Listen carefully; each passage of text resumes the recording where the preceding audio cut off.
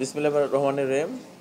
আপনারা সব অবগত আছেন যে 2024 সালের 4ই অগস্ট ফেনীর মহিপালে যে নারীকে হত্যাকাণ্ড হয়েছিল সেই ঘটনাকে কেন্দ্র করে এখানে ফেনী জেলাতে টোটাল 22টি মামলা রেকর্ড হয়। তার মধ্যে 7টি হত্যা মামলা এবং 15টি আহত মামলা। এই মামলাগুলোর মধ্যে আমরা আজকে একটি মামলার পুলিশ রিপোর্ট দাখিল করতে যাচ্ছি। এই মামলাগুলো পুঙ্খানুপুঙ্খভাবে তদন্ত করেছি আমরা।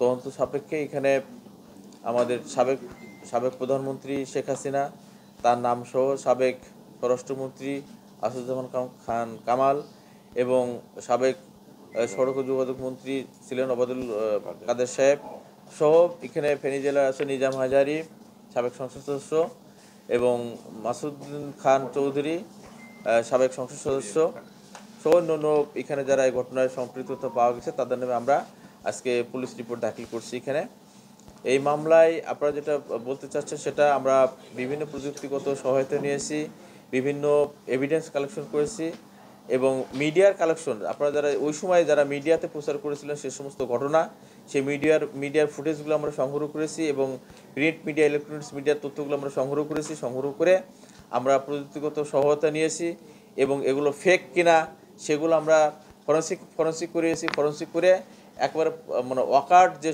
তথ্য, একবার নির্ভেজাল তথ্য, সেই তথ্য প্রযুক্তি এবং তথ্যের মাধ্যমে আমরা যেটা সত্যতা পেয়েছি সেই পরিপ্রেক্ষিতে আমরা আজকে পুলিশ রিপোর্ট দাখিল করতে যাচ্ছি।